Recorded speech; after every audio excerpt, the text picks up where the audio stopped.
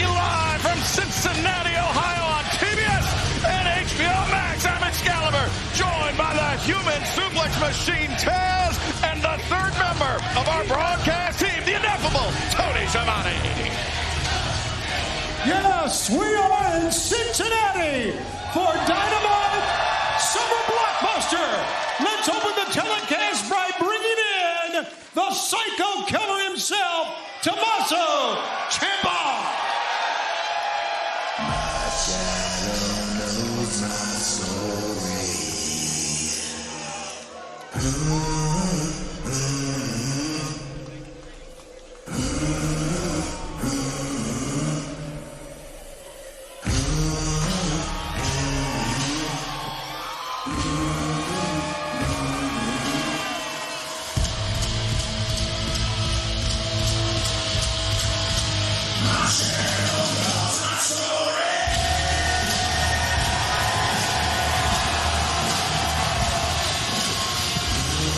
Tommaso Ciampa rapidly has become a force in all elite wrestling. The first man to win a championship on his first match with the company. But 2 weeks ago, he targeted Chris Jericho after Jericho's successful victory over Ricochet. And then this Saturday, the beatings continue. All right, Tommaso Ciampa is better than Chris Jericho.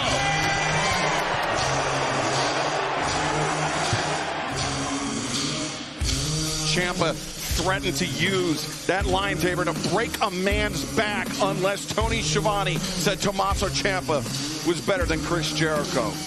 A statement I think no court of law, Taz, would accept. It was made under duress. Intense guy Ciampa is. Schiavone better beware here. Thank you. Tommaso, I want to take everyone back 2 weeks ago when you're... Listen. We're not here for a song and dance. I certainly don't get paid by the hour. I want you to tell everybody here in Cincinnati and tell everybody watching around the world what you told me Saturday night. Tommaso Ciampa is better than Jericho. Okay. So listen, I'm not going to do that because you tried to break a man's back on Saturday. Well, I'm not going to do that. I don't know if you think I was asking. I am telling you, you old senile bastard. Tell them Tommaso Ciampa is better than Jericho or I break your back. Okay, all right. Tommaso Ciampa is better than Jericho.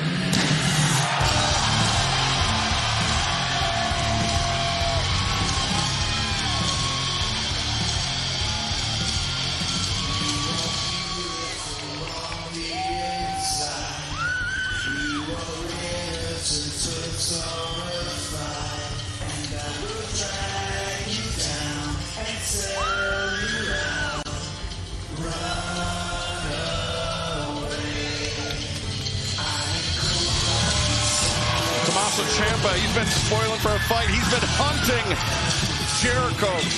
Ciampa said he wants to cut the head off the snake himself. And it seems like Ciampa may not be far away from that opportunity.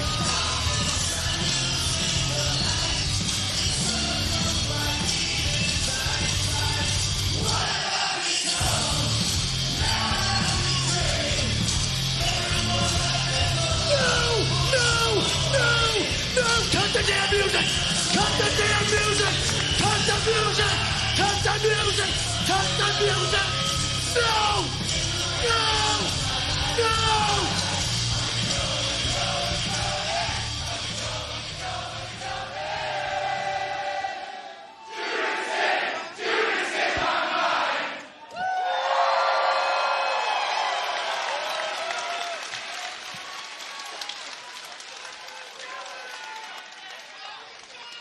Are we happy now we got the song and dance done with?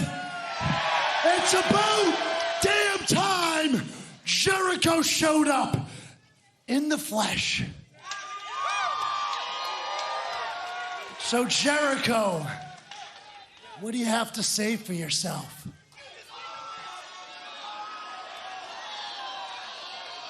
Well, honestly, I want to find out who I need to talk to around here to fight somebody that actually has hair.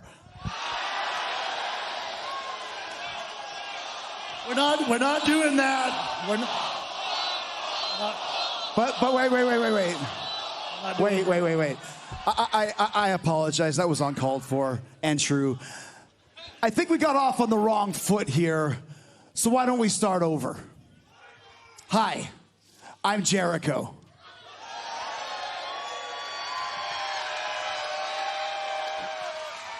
Hi, I'm Jericho. I know who you are. I've known who you were your entire damn career. And I think you know who I am. I'm the guy who left your ass lying unconscious 2 weeks ago. I'm the psycho killer, Tommaso Ciampa. Well, it's very nice to meet you, Tommy.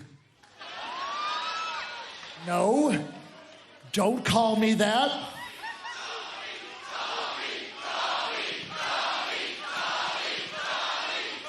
What?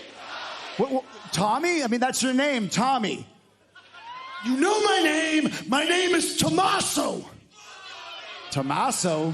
I mean, that's not very marketable, pretentious. And let's be honest, Tommy looks so much better on a t-shirt, and it's so much easier to chant. Am I right, Cincinnati?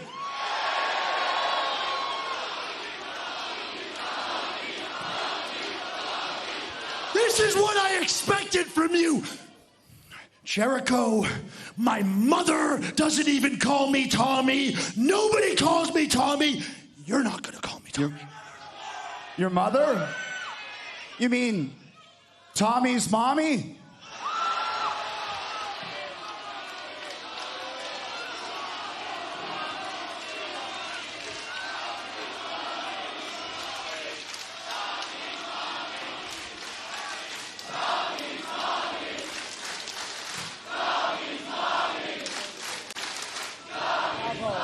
Bravo.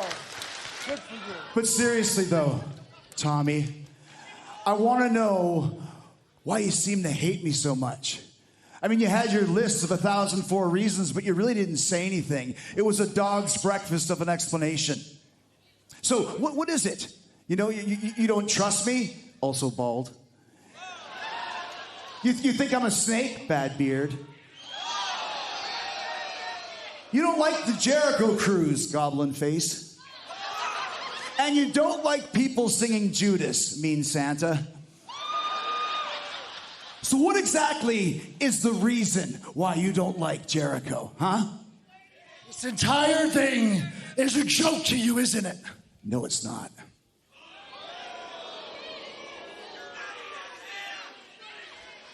I don't think it's a joke that you left me laying 2 weeks ago.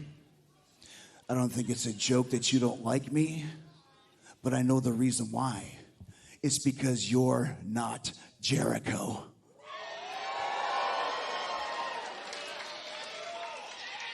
You came into AEW and got a lot of fanfare, and suddenly I returned and you realized you weren't the big fish that you thought you were, huh? And that's made you a very angry man. But I suggest you change that attitude now and pull that stick out of your ass before I shove it up there even further. Tommy.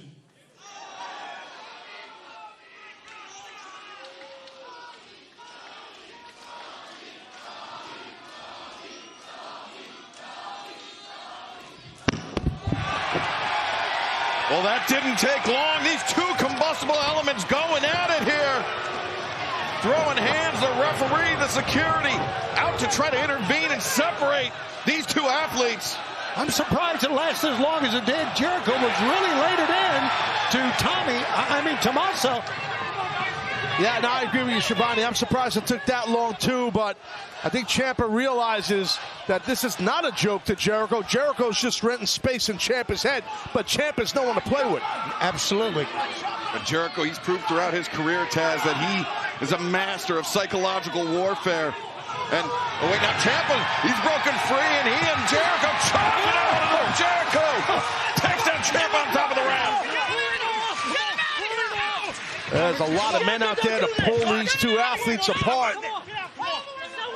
Neither man gaining the upper hand on one another. After the intervention from the referees, from the security detail here. As we are trying to restore order here. We haven't even had our first official match of the evening, but we've already seen some explosive action, no pun intended, to kick off Dynamite and fans. The 2026 Owen Hart Foundation Tournament will continue tonight on Dynamite Summer Blockbuster. Who will face Will Ospreay at Forbidden Door later this month? Will it be Brody King or Swerve Strickland? And then developments in the women's tournament. Sari medically not cleared to compete, so stepping in will be Maya World. We'll have more on that later as she faces Sky Blue in the first round. And wait a second, understand our cameras are backstage trying to get a word.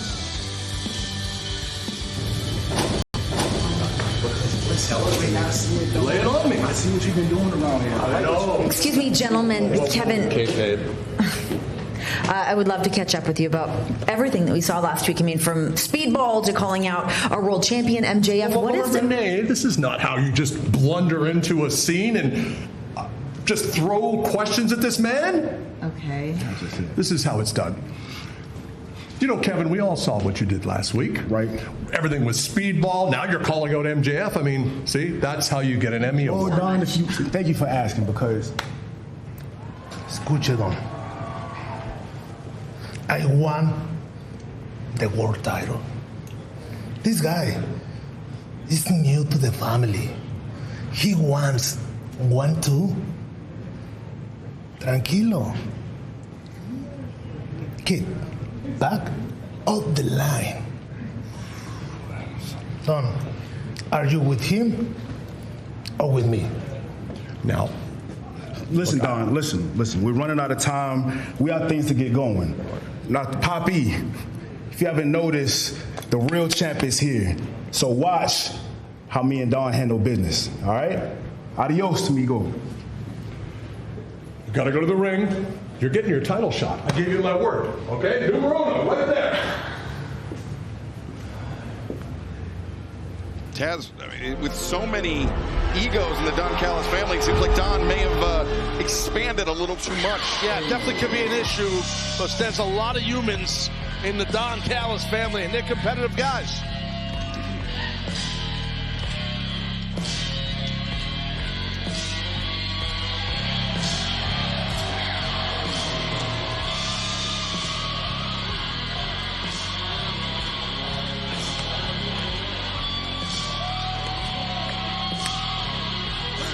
Talk about competitive guys. This man, the AEW Continental Champion, grew up just a few short miles from where we stand in Cincinnati, and he heads into battle. And it is going to be a battle, Tony, in our opening contest. Well, we have seen the last couple of weeks on Collision what has transpired between the Death Riders and Shane Taylor Promotions. Very interesting comments from John Moxley last week. Your opening contest of 4 and 4 with a 20-minute time limit is for the AEW Continental Championship. Approaching the ring first from Cincinnati, Ohio, weighing 231 pounds. He is the AEW Continental Champion.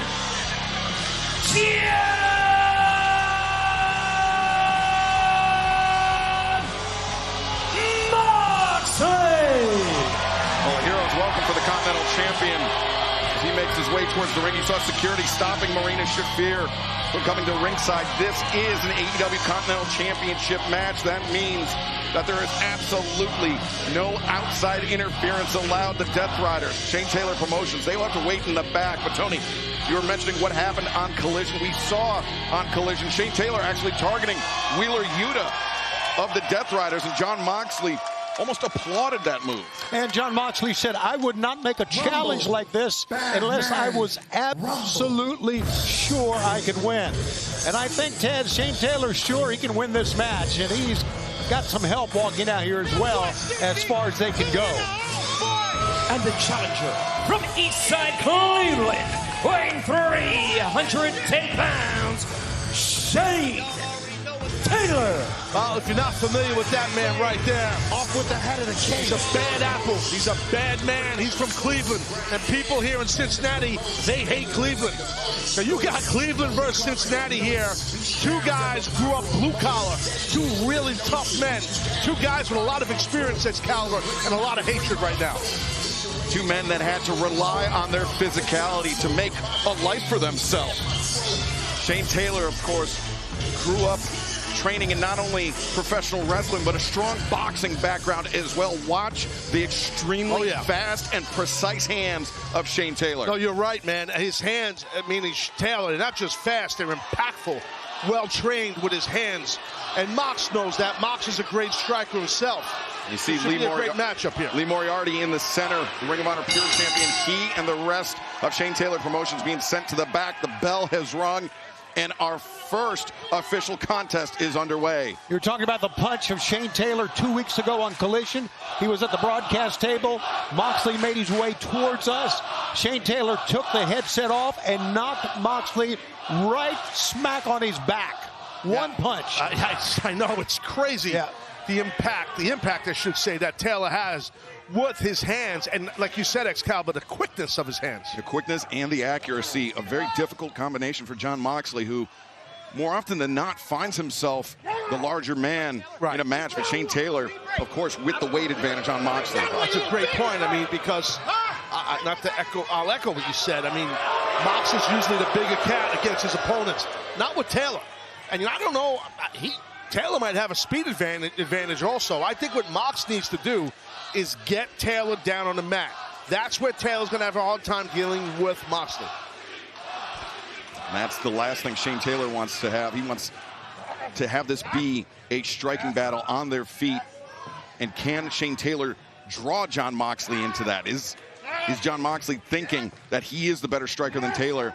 We are on the verge of finding out. Well, that was smart, quick transition to a double wrist lock by Moxley on Taylor, and Taylor knew what was up and got Mox to break the hold in the corner. As you mentioned it, the cross-state rivalry between Cincinnati and Cleveland and Ohio. These two cities, Tony, do not play nicely with one another. No, it goes not only from here, but also baseball and football. They hate each other, there's no doubt. And Shane Taylor been doing a lot of talking right now. You know, he's had so much success here in Ring of Honor, former Ring of Honor television champ. A lot of Ring of Honor television champs have gone to great gold here in AEW, like Kyle Fletcher, Tommaso Ciampa, Adam Cole, Samoa Joe. Oh, now Moxley throwing the right hands and the elbow strike. Taylor. Oh, now Taylor, body shot. Yeah, body shot, work the body, the head will sink. And that's typical boxers. That's what boxers do. They'll work that body till the hands go to the body, then they attack your head. Taylor charging in. Jon Moxley, the sidestep, sends Shane Taylor out to the floor. Moxley on the move. Drop kick, that's Taylor. Back down, Jon Moxley not done yet. Moxley moving with purpose, moving with speed. Elbow suicida takes Shane Taylor off his feet. Not often, Shivani, you see Moxley take to the air, but man, that was well done. Absolutely, he wanted to change the script here a little bit from the punches and the blows. Just taking the big man out. Uh-oh, here we go again. Taylor changes levels of body shot, and now sending Moxley over the barricade onto the timekeeper's table. Just a simple hip lock, but it worked when you have the lower body strength that Taylor has. Now Taylor went in to break the count. Now he's back out. Watch out. Yeah, well, both these guys, they're all about bringing it to the outside and moving some furniture around. These are heavy hitters you're looking at here, folks.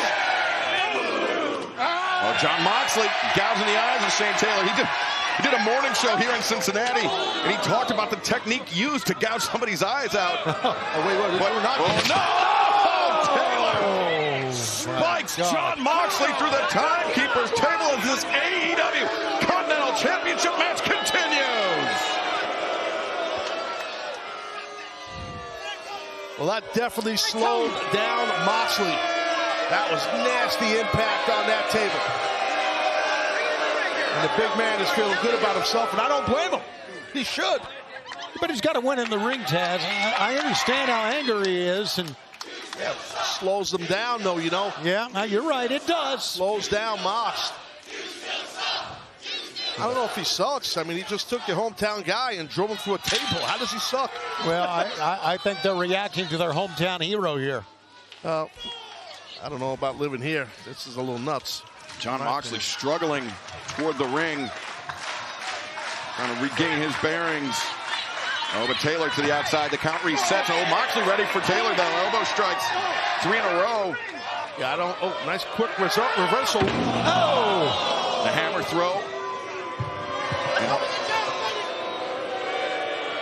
And Taz, that's where I think the lower body weight of Shane Taylor actually worked in his favor. It allowed him to anchor himself and reverse Moxley into the steps. It did, but it's also footwork, right? His quick feet for a veteran professional wrestler, and how quick he did that reversal. Moxley didn't expect it. Moxley retreating to the relative safety of the ring. And we have an action-packed program in store for you tonight. Capping it all off with the semifinal round match, the final semifinal round match in the men's 2026 Owen Hart Foundation tournament. Swerve Strickland, Brody King, the winner, will face Will Ospreay at Forbidden Door coming up later this month. Of course, the winners of both the men's and women's Owen Hart Foundation tournaments will earn a shot at the AEW Men's World Championship, AEW Women's World Championship at All in London as we return to Wembley Stadium coming up this August.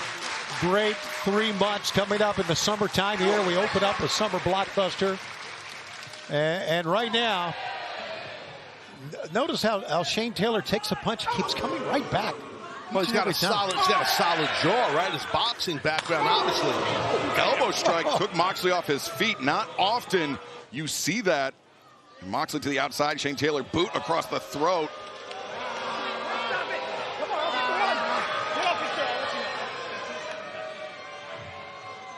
Shane Taylor really with the upper hand on the Continental Champion. I mean, we knew this was going to be a slugfest, but it's a bit surprising to my eyes. Welcome back to AEW Dynamite live on TBS, HBO Max. The AEW Continental Champion was just had the ring apron draped over his face. And Shane Taylor, thunderous leg drop by the challenger. I can promise you from experience, when you can't see it coming, it hurts the most, no matter what it is. That had to hurt like hell for Moxley. Shane Taylor using that lower body weight, coming down hard across the face of the Continental Champion. Well, throughout the break, it's been all Shane Taylor. Once we saw Moxley get put through that table with that Uranagi, man, Mox has been shut down. Taylor falls up, shot in the corner. Moxley stumbling out. And Taz, we talked a lot at the beginning of this match about the striking ability of Shane Taylor. Seems to be paying dividends for the challenger. Absolutely it is, especially the body shots we've witnessed. That'll take the oxygen out of your body. Not only that, Shane Taylor's got a hell of a tank on him. I mean, the tank that just does not drain. He can wear Jon Moxley down. Yeah, Tony, you're right. I mean, that's something that people don't talk about enough, in my opinion, about Shane Taylor, is his cardio. For a guy, an athlete as big as he is, he has got some serious cardio, man. And now a lot of that is from experience and staying calm under pressure in this business. Good call. Yeah, 300-plus pounder Shane Taylor. And Tez, you know, the worst thing you can do as a heavyweight striker is punch yourself out, conserve your energy. But Jon Moxley. Oh! There you go, man. Jon Moxley, a defiant shot to the face. Taylor running into the awaiting boot of the Continental Champion. Remember, everyone is banned from ringside for this contest, both Shane Taylor Promotions and the Death Riders. This rivalry that's largely played out on Collision. Coming to Dynamite tonight in our opening contest of this jam-packed edition of Summer Blockbuster. Oh, Mox is making a hell of a comeback here. Whoa, there it goes. Again, Shane Taylor took everything that down he goes finally. But Taylor taking a lot and came right back striking. And Mox had to leave his feet on a clothesline. You have to do that with a guy so thick and powerful and big as Shane Taylor. You have to do that. Great call, Taz, and that's an all-or-nothing type lariat. Right. If Moxley missed with that, Shane Taylor would have Moxley's back. you have to just leave it all out there and just throw your whole body weight down on him. That right hand's being driven into the head of Shane Taylor, and Moxley once again gouging the eye, biting the head of Shane Taylor. As we witness this Cincinnati versus Cleveland rivalry play out in our opening contest. Shane Taylor now up in an area where you don't see him that much, but that's a big man up there. What the hell is John going to do here? Moxley using those knuckles, and now underneath the singlet of Shane Taylor to rake at the flesh of his back. And Taylor, though, a headbutt, a second one. Moxley rattled as he just dropped off the. Oh, wait a second, Moxley. Down to his back, God. Shane Taylor. Oh, God. Shane Taylor, what a splash off the corner. That's it. Oh, Moxley 10 minutes gone by, 10 remain. Man, I'll tell you what, Moxley, he had to put a lot of energy in that kick out. Not sure how much he's got left in the tank, beating Moxley. Oh, wait a minute. Maybe Moxley I spoke behind. too soon. The sleeper, as half the time limit has elapsed. We heard Justin Roberts give the call, a 20-minute time. But Shane Taylor missed with the right hand, connected with the left lateral press, and Moxley able to kick out. And he clipped him, Shivani, with that clothesline. Taylor just blasted John. And again, it gets back to the tank that Shane Taylor has. He can go a long, long time, and he can take a lot of punishment and keep coming. And I think what he's doing here is just wearing John Moxley down. A grounded Cobra clutch by Shane Taylor as Moxley struggling up to his feet. Got to break that grip, and that's what Mox is doing. If you get another camera angle here, guys, you'll see the front of it. Yeah, hand fighting with Shane Taylor. There it is. That's exactly right. Hand fighting is the right call, and that's what he did, attacking the grip. Moxley frees himself, but Shane Taylor again returns to the body, and Moxley drops to a knee as once again all the oxygen is escaping from the body, but Moxley can't maintain that vertical position. Because again, Shane Taylor's just worn him down. Did you hear that last shot? Holy crap. This would undoubtedly be the biggest win of Shane Taylor's career were he to defeat John Moxley tonight on Dynamite. But imagine how sweet it would be to win the Continental Championship in Moxley's hometown of Cincinnati. That'd be awesome for Shane. I had a talk with Shane earlier. We had a good conversation, and he told me, he said, look, I know what Moxley is here in AEW. I know he's a top dog. I got to go through him, and that's what I'm going to do. That's what he told me. Talked about the similar background, similar upbringings, both of these men. In a different world, I think these two men. Oh, John Moxley comes back with a cutter. I'd say these two men could find themselves as allies, but not as such here as Moxley brings Taylor over, lateral press, and Taylor kicks out Moxley, hangs onto the arm, transitions over into the Jujigatame.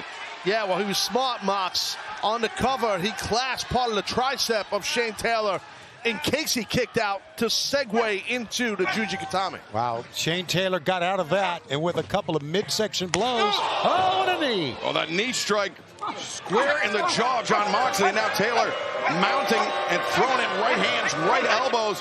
Referee Paul Turner. Paul Turner telling Shane Taylor to open up those closed fists. Yeah, well, he was raining down those blows onto Moxley's head.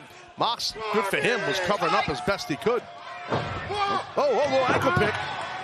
Moxley picks the ankle, and now wrenching on the foot of Shane Taylor. Taylor, though, rolls to his back. The up kicks sends Moxley off. Moxley on the move, and a stop. Taylor goes face first, and Moxley immediately seizes on the Bulldog choke. Oh, this is a great move to do to a guy as big as Shane. The thicker the neck circumference is, the easier it is to choke someone out, and there it is. The winner of this match and still AEW Continental Champion, John Moxley.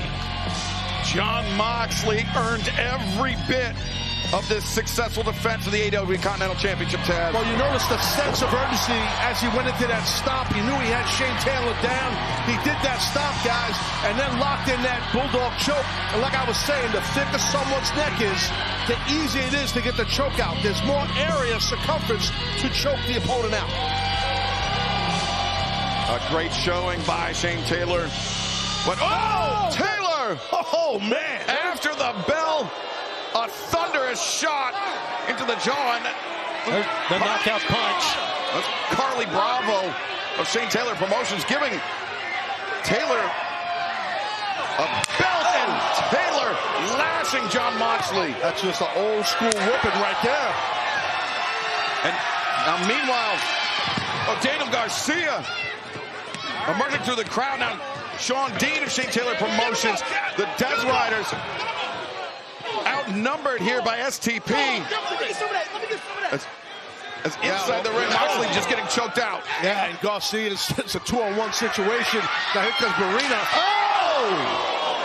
Look at that kendo stick right to the back of the knee. And meanwhile, oh, damn. Trish Adora, the kendo stick, battering Marina Shafir as Moxley's getting choked out inside the ring. Oh, Shane, STP, they had a game plan here, Shivani. They sure did, and Trish Adora broke that kendo stick and continues to wail away. Remember, Pac, he's preparing to face Mark Briscoe later on tonight. Right. Death Riders completely outnumbered here and left laying. I like it. I like it. It's about time the Death Riders got laid out. I love it, actually. Well, fans, this summer blockbuster continues here tonight as we are in the thick of the Owen Hart Foundation men's and women's tournaments. Our main event tonight, Brody King, Swerve Strickland, the winner, moves on to the finals at Forbidden Door, where Will Ospreay awaits, plus Sky Blue and Mile World. First round action in the women's tournament. We'll have more on that matchup later, but right now, let's take you back to the wild card, Mercedes Moné, who clinched her spot in the semis last week.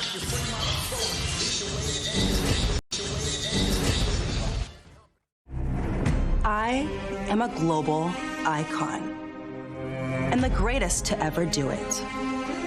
Now, while everyone was celebrating my downfall, Unbelievable! Willow has done it! I was watching. For 6 months, I sat back and watched this division lose its power. I watched champions come and go and get killed. I watched opportunities get wasted. I watched people try to fill my shoes and fail.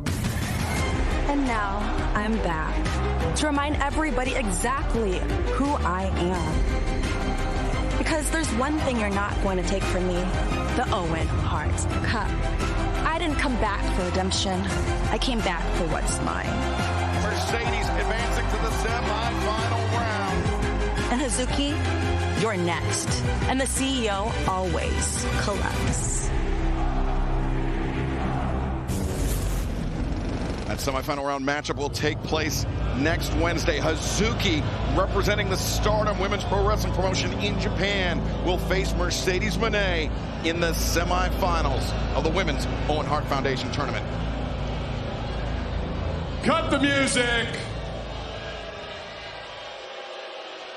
I have a very important announcement. You're going to want to hear this. Ladies and gentlemen, the newest member of the Don Callis family. One of the greatest athletes in the world, the one you look up to, the Jet, Kevin Knight.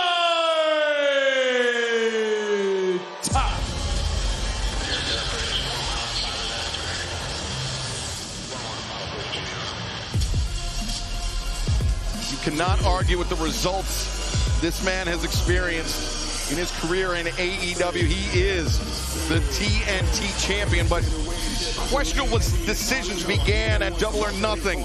The splash on Darby Allin, who was restrained on that gurney, and then Kevin Knight electing to have Don Callis, of all people, represent him. I can't understand what is going through this man's head. Yeah, it's hard to wrap your head around it, no doubt, because Kevin Knight... Ladies and gentlemen, Sorry, Kevin Don. Knight. We heard that. Yo, Don Callis, thank you so much for that wonderful, wonderful introduction. You really know how to make a Jet feel welcome here in this weird-ass city of Cincinnati, Ohio. Because everybody... I'm gonna get it out. Everybody seems upset at the Jet. Everybody seems upset at me when they should be upset with Darby Allin. They should be upset for Darby Allin not getting the job done and letting us all down. Or matter of fact, they might be mad at Speedball Mike Bailey for breaking up the beloved jet speed that you guys love so much. I know it hurt me too. But you know what, Don? I know what they're not mad at. I know they're not mad at me and you linking up and the jet still being the face of TNT, baby. I know they're not mad at that.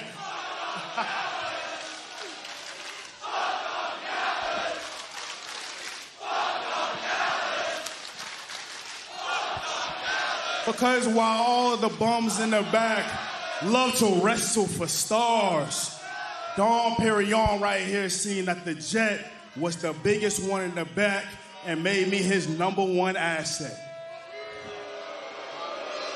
So that's why me and Dawn are linking up to become Jet 2 belts, and we working on my time, baby. Yeah. Hey, and that sign-up bonus didn't hurt either. I mean, not that the Jet needed it or not, but I like that. We're gonna take that tune. So tonight, Maxwell Jacob Freeman, get your ass out here because Jet got something to say.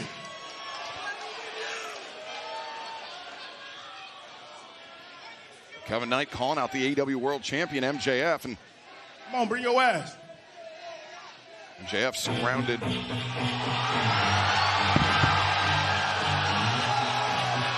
As Don Callis heads to the hill. Yes! Darby Allin in from behind. Yes! And the skateboard between the shoulder blades as Darby Allin, the former AEW World Champion. I hope New York was worth it. I hope New York was worth it, bitch. Darby Allin unleashing his fury on Kevin Knight. And meanwhile, the rest of the Don Callis family streaming in, and Darby. He's gone, baby. He's at the door. Darby Allin escaping before the numbers could get the better of him, but the first salvo has been fired back by Darby Allin. And remember, our main event tonight, semifinals, matchup of the Owen Hart Foundation Men's Tournament, Swerve Strickland and Brody King, plus My World filling in for Sari will take on Sky Blue in this opening round matchup on the women's side. But coming up next, the Bastard Pack, Mark Briscoe, one-on-one, live next. Don't go anywhere. Welcome back to AEW Dynamite. Mark Briscoe engaged in some sort of discussion with AEW President Tony Khan. It's a good solution. Hey, let's go, Mark. You're the man. You're the man. You're the man. Hit his music. Yeah, let's go, baby. Reach for the sky, boy. Briscoe going right to the top. What the hell? This bout is set for one fall. Approaching the ring from Sandy Ford, Delaware, weighing 229 pounds, Mark Briscoe. Taz, MJF last week said that as AEW World Champion, he is the most powerful person in this company, but MJF may have overestimated his stroke, if you will. Oh, yeah, listen, MJF should have tons of power. He's the world champ, to your point. But, I mean, Tony Khan's got all the power. Like, why is Briscoe talking to him, Shabani? Why is that allowed?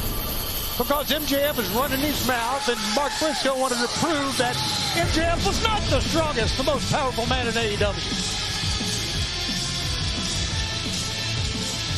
And his opponent from Newcastle upon Tyne, England, weighing 217 pounds, he is a Bastard Pack. Well, there's political power, there's influence, but then there is just raw physical power, and that is what this man, the Bastard Pack, embodies. This is going to be a physical clash. This could be one for the ages, but yeah, to borrow the old cliche, Taz, styles make fights. Pac and Mark Briscoe, stylistically, worlds apart from one another. Absolutely, but they both have a plethora, decades of experience, both of them. So many ring wars for both of them all over the world. And I'm telling you, I understand how powerful Pac is, and there's no doubt about that. And Tony, don't underestimate Briscoe's power, though. He's true. I mean, he's a boy guy. You know, he's a man that MJF seemingly is afraid of. MJF has no interest in defending his AEW World Championship. He's not afraid. MJF's not afraid. Well, you say that, but MJF's actions seem to indicate otherwise, because the last time Mark Briscoe and MJF shared the ring, it was Mark Briscoe that's even victorious. MJF told me he's not afraid of Briscoe. I believe him. And you believe him? Yes. All right. If you believe that, Taz, I got a bridge in Brooklyn to sell you. Yeah, I've been over that bridge a lot. Okay. If anybody should be afraid of anybody, wrestlers should be afraid of Pac, because I think, and his next win in AEW will be his 50th singles win. I think he is really, so cliche, but pound for pound, maybe the best we got. Tez, or excuse me, Tony, we've seen it play out on Collision, these rivalries where the Don Callis family, Shane Taylor Promotions teaming up, the conglomeration of the Death Riders almost finding themselves on the same side of the page or same side of the book, was the Death Riders, or Pac and Mark Briscoe at one time, you know, we're fighting against this common enemy. Right. And there's no doubt that the Death Riders certainly hate the Don Callis family. Well, who doesn't? That's fair. And fans were having a great time tonight in Cincinnati. Chilly aside, but tomorrow night we will return to the Andrew J. Brady Music Center right here for AEW Collision Summer Blockbuster. You can visit AEWTIX.com. And then next Wednesday night, we return to Houston, the Smart Financial Center on Wednesday, June 17th live. And then after that, as we approach Forbidden Door, Rio Rancho, New Mexico, for Dynamite and Collision Wednesday, June 24th. And then Forbidden Door, the SAP Center in San Jose, California. The big pay-per-view event to cap off this month of June. You can visit AEWTIX.com or scan the QR code at the bottom of the screen as Mark Briscoe gaining an early advantage on the Bastard. Yeah, both athletes were exchanging wrist holds, you know, going from arm ringer to arm ringer rolls and flips and stuff like that. And I think Pac was a little surprised and perplexed at the power Briscoe had in that one arm ringer, which flipped Pac to his back, so it was impressive by Briscoe. Yeah, great move to a hammerlock, and I noticed the eyes of Briscoe focusing on Pac, just showing Pac that he knows what his opponent can do, like something like that. Nice flying mare and single leg takedown. Pac hits the ropes. Briscoe looking for a trip. The Bastard vaults over. Bypass Briscoe into the rope. Shoulder tackle. Well, I think Pac looked like he was going for a backdrop. Right. And then Briscoe just trucked it. But Pac, very nimble, springs up to his feet. And now, neither of these men wanting to give ground in the center of the ring. They separate. Pac charges in. Briscoe evades. High boot up into the jaw. Swinging a miss. Briscoe didn't miss with that one. 2 in a row. Big, heavy hands by Briscoe, working on a farm his whole life in Delaware. Hillbilly crazy, man. Crazy. Oh, but Pac lands the boot into the jaw of Briscoe. Pac will take flight. Maybe not. Briscoe slides in. Pac to the outside. Briscoe, the scissor kick through the ropes. Sends Pac down to the floor. Mark Briscoe showing his quickness. We don't talk much about the quickness of Mark Briscoe, but he showed it right there. Well, he definitely has a full body slam on the outside here, right in front of our desk. Briscoe up to the apron, and a shout out to our new co-worker, Mick Foley. The elbow drop connects on the outside. Mark Briscoe building the momentum here. The elbow strike. Pac is reeling, very unsteady on his feet. It goes back to Briscoe being that heavy hitter that we talked about. He is so intense, everything he does with intensity. You know, listen, Briscoe, most fans maybe haven't shaken his hand. Brain buster. Pac regains the advantage as this battle rages on. Wow, that was a brainbuster on the freaking chair. Look at the chair bent. Taz, you were about to make a point before Pac so rudely interrupted you by brainbustering Mark Briscoe on a chair. That was a heavy-duty brainbuster. Yeah, I was gonna. What I was trying to say was that most fans have not probably had the opportunity to shake Briscoe's hand. I know we have, you know. Listen, that guy's hands, meaning Briscoe, they're huge. Like, he's got some big-ass hands. Like, he really does. But right now, he's in a lot of pain. He's hurting from that brain buster. And Briscoe, as you mentioned, that manual labor background. Pack sends Briscoe hard into the barricade. I mean, it breeds a lot of very functional strength, a lot of core strength, which is very useful inside a professional wrestling ring. Absolutely, it is, definitely. Talking about two men from two completely different worlds. Wow. You know, like Pac. Where is he from in England? Newcastle upon Tyne, England. Right? And then you got Briscoe, who's not from Newcastle, Delaware, which is a real place. He's from Sussex County, Redneck Jones. I mean, complete chicken farmer and the whole deal. Nowhere near England, by the way. Nowhere near. But Newcastle, despite the fact that it's in England, is also a very working class town. Yeah, that's true, I guess. All right, cover two. Any chicken farms there? No, they don't have chickens there. They don't. In England, no. Quail? They don't. You heard it here. Sure, I mean, you know. But there is a Newcastle, Delaware. I thought that was pretty good by me. I'll put myself over. Nobody else does. Geography Jones. That's me.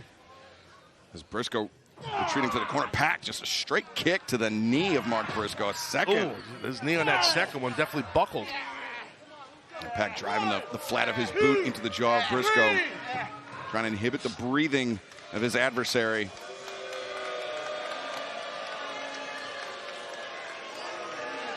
We talked about the wins that this man Pack has accumulated, Tony. He was the first AEW International Champion.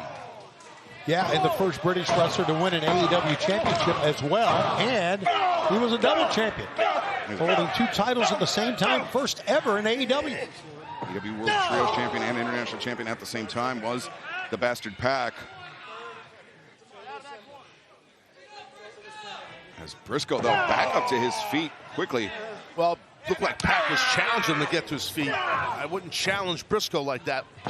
Smart move by Pac, chopping down the vertical base of the taller opponent. Now driving the knee in the back of the base of the spine, or the base of the neck.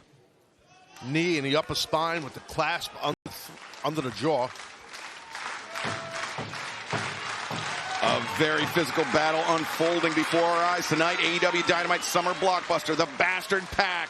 Mark Briscoe, one-on-one. Remember, it was 1 week ago, Tony, that Mark Briscoe, he continued his campaign to challenge MJF for the AEW World Championship, but MJF saying that he has absolutely no interest in defending the title against Briscoe. Yeah, that's because last September, that tables and tax match at All Out, it was all Mark Briscoe.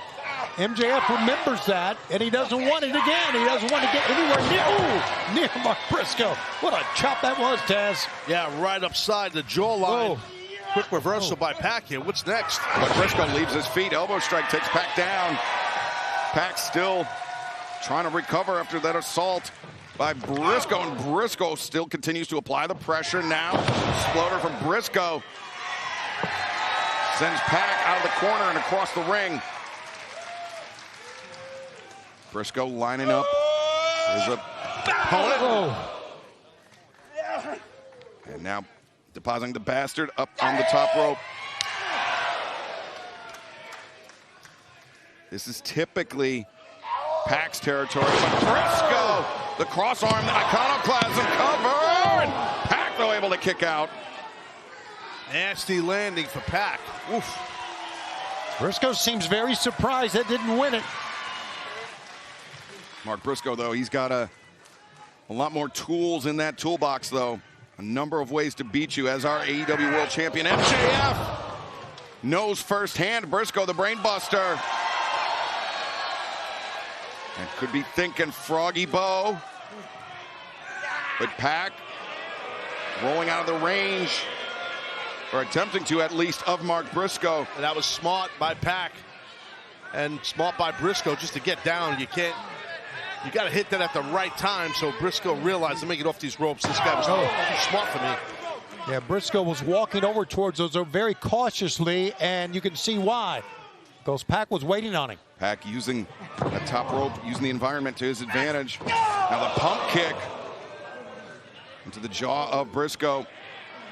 Briscoe standing firm, center of the ring. A second. I would say it was going to knock his teeth out, but they're all gone anyway. Yeah. 2 kicks were on target. Mark Briscoe back for more. Oh. A quick series, but Pac, a swift shot to the midsection. Briscoe, though, high boot. And now into the ropes. Nice sidestep, German suplex. Pac scores with that one.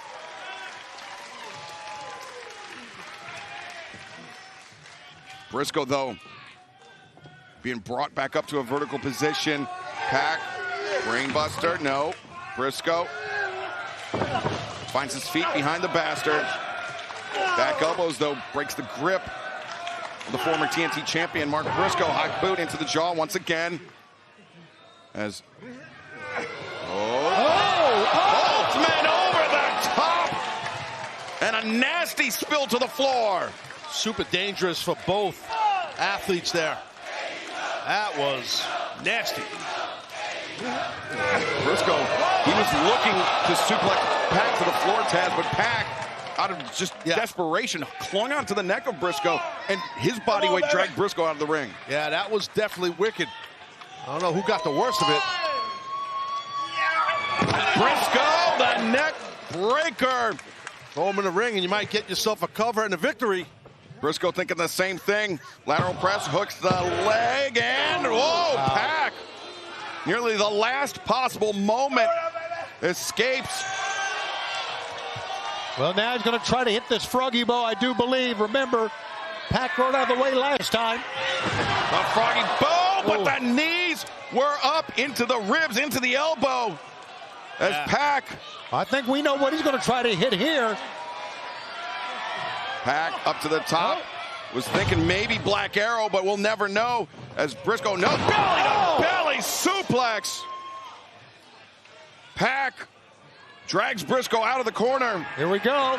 Here we go. And now Pac to the top. Steadies himself. And the shooting star press. The knees were waiting for Pac. Briscoe. Now the double underhook. Jay Driller. 1, 2, 3. Reach for the sky. The winner of this match, Mark Briscoe. Well, those two guys had a great match, in my opinion. Outstanding performance by both men. And that could have went either way. I hate to use the cliche like that, but it really could have, in my view. What a match. And Briscoe continues to accumulate impressive singles victories. Now, MJF, I done challenged you for a shot. You said no, because you a bitch. But just to let you know, I have a direct path to a title shot. So why don't you come on out here and let me explain a little bit better, Max.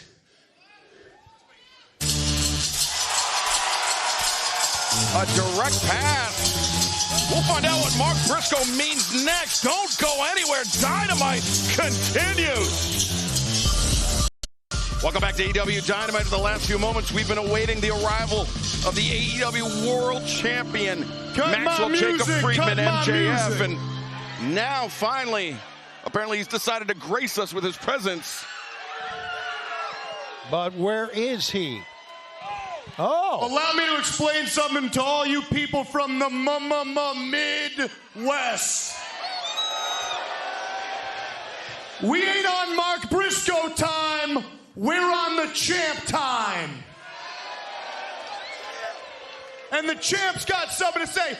Mark, you want to stand in there week after week and challenge me to a world title? Buddy, you are not a great listener, okay? Let me explain something. I'm going to say it for the millionth time. I am the final word here in AEW. I am the law here in AEW. There is no one more important than MJF. And my final word to you in regards to getting a title shot is no. listen to me. In this business, they say a rising tide lifts all ships. And whether you schmucks like it or not, I am the rising tide of this company. If you ever came near the Triple B, you would be nothing more than an anchor, Mark Briscoe. You people want to boo me when you should respect me for protecting the world title from him. He's right. I agree. And you want to brag about the conglomeration last week? Ooh, Mark Briscoe has friends. Oh, bless his heart. Friends are stupid. Friends are nothing more than a liability. I have the most important thing in the world. Money. And Mark Briscoe, money talks. That's right. Oh, wait a second, from behind. Earn your pay. Earn your pay. Jay Lethal. That's what I'm talking about, baby. Lee Johnson, Blake Christian, the lethal twist. We've seen this trio compete quite a bit on Collision, and now they seem to be paid off by our world champion, Tony. And you saw that from Jay Lethal. Yes, he's showing the money sign as well. Watch out. Lethal injection, no. Mark Briscoe, he's felt the sting of that lethal injection a time or two. He was ready for it. He countered, but the numbers seem to be overwhelming Briscoe, or perhaps not. And now stomping down Blake Christian in the corner. Mark Briscoe. Now he's taking on all three men here. Think of Jay and Lee Johnson. There we go. Get on him. Get on him. And now Blake Christian sucks. He's just outnumbered, Briscoe, no matter what. Meanwhile, the conglomeration charging out. Kyle O'Reilly, Roderick Strong, Tomohiro Ishii. And he got caught. Jay Lethal off his feet, and Orange Cassidy coming out in his own time. Oh, yes. There's Orange Cassidy, who got a big win on Collision, helping defend the Trios Championship. Hey, Max, you talk about you don't need friends, this, that, and the other. Well, like I said, I know something you don't know, man. You think you the highest power here? Well, Max, you're not the boss. You're just an asshole. He's not wrong. And you're going to need to find some friends or pay some people or whatever it may be. Because I talked to the boss, Tony Khan. We need a main event for Forbidden Door. He said, Mark, you find 5 people. Max, he got to find 5 people. We're going to do 6 on 6. If your team wins, Mark, you get a guaranteed title shot. Oh, wow. But that's not it. That's not all. You don't got to agree with it. Tony Khan is the boss. But like the sicko that he truly is, we're going to do all that in a steel cage. 6 on 6 inside a steel cage. MJF does not have 5 friends. Finding some buddies, you little bitch. And meanwhile, another man that has his eyes fixed on the AEW World Championship. He's set to compete next against Orange Cassidy. The following contest is set for one fall. Introducing the opponent for freshly squeezed Orange Cassidy from Gomez Palacio, Durango, Mexico. Weighing 241 pounds, he is the IWGP Global Heavyweight Champion, Andrade El Idolo. You see Don Callis slinking out behind. I mean, MJF, he wants nothing to do with Mark Briscoe. He doesn't want to give Briscoe an AEW World Championship title shot. He doesn't want to give Andrade El Idolo a title shot either. Effectively using Don Callis and the family as his mercenaries, MJF, was to keep Andrade occupied and away from the world title, at least to my estimation, Taz. I mean, that could be, but I mean, what does that make the world champion, MJF? Makes him very intelligent, in my opinion. I mean, really, he's the world champ. He should be able to pick who he wants to defend his title against. Really? That's how, well. You know, Don Callis makes it to the announce desk. Don, welcome. What a pleasure to be here in Cincinnati, he says with a look of disgust on his face. Who said this, Don? Who? No one ever. Thank you. Don, I'm surprised you're out here for Andrade's match because seemingly you're more enamored with the Jet than you are with Andrade El Idolo. You know how it is when you have a family. One child thinks the other one is favored, and then they have to deal with it. Not my problem as the parent. That's what you kept saying about Kazuchika Okada to Konosuke Takeshita, that Okada was the favorite. Well, Takeshita's a moron who thought he knew better, and he doesn't. Look, let's just call the match here. Andrade is fantastic. A little chance for payback because an Andrade-led team tried to win the Trios Championships over the conglomeration, unsuccessful. So now Andrade with that hammerlock with a little payback here, maybe. Wow, maybe not. Here's the thing. All right. So Orange Cassidy is a great wrestler. There's no question. No question. He's an iconic figure in my opinion.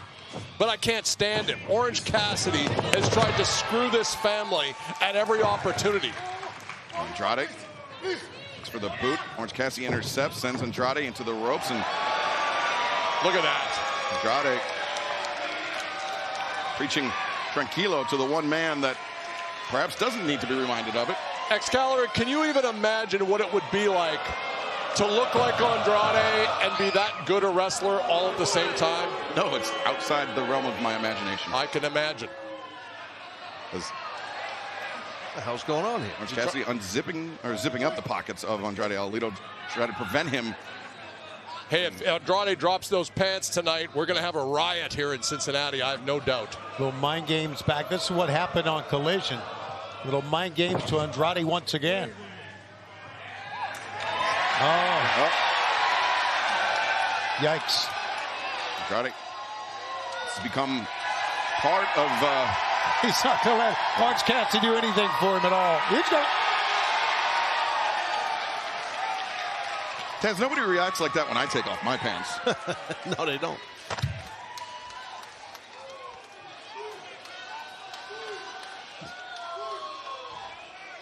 Now Andrade effectively daring Orange Cassidy.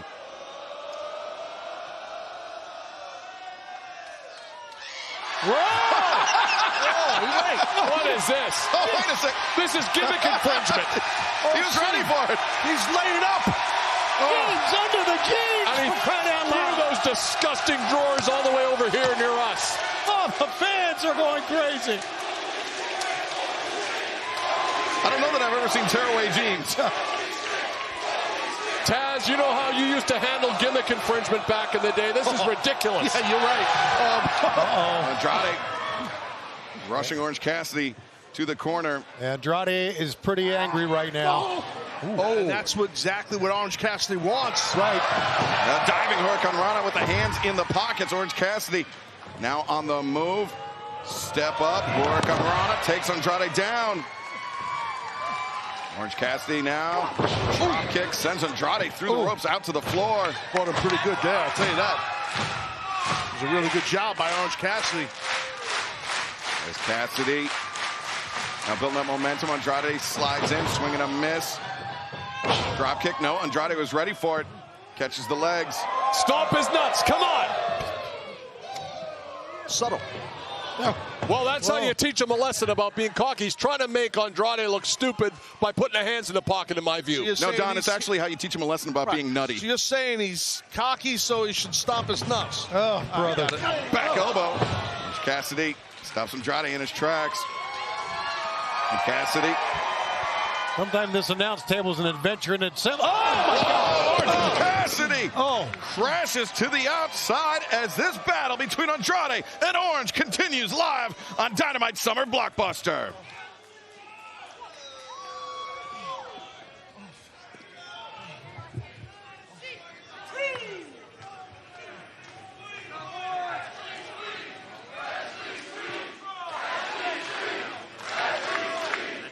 fans here in Cincinnati firmly behind Orange Cassidy as Andrade charges in. High boot. Yeah, he clipped the jaw right there of Orange Cassidy. Really, really nasty shot.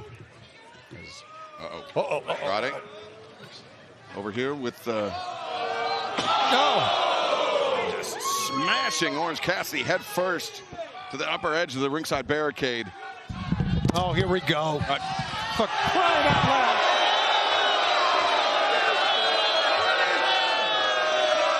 Couldn't see what happened. Shivani, did Orange Cassidy try to grab Don Callis? Is that what happened? Yeah, he tried to grab Don's fingers and gouge his own eyes with them. Well, that's what happens. Come on, Taz, you know better than that. Yeah, he gouged his freaking eyes is what he did. Oh, don't be a stooge, Shivani. You're telling the referee that. You're not in the match, Tony.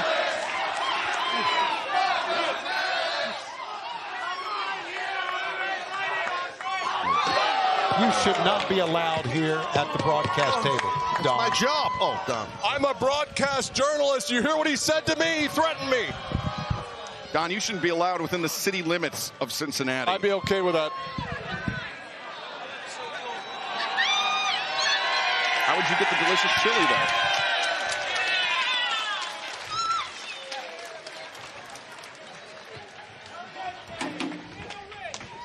Referee Bryce Remsburg trying everything in his power to get the action back inside the ring. Do you think Remsburg is really cut out for this work? I don't know. He's one of the best, man. You know that. Orange Cassidy returns to the ring. Andrade. The cover attempted. Orange Cassidy beats the count. The head to the barricade, your gouged to the eyes have changed the complexion of this match. It's too bad he was so slippery because I think I could have hooked the eye there. Just saying, my finger slipped out. You definitely probably could have, Don. I mean, you know, we know your accolades. For sure. I mean, you've always been quite the fighter. What is this? Good one, Tess. Thanks. I feel like I'm being mocked.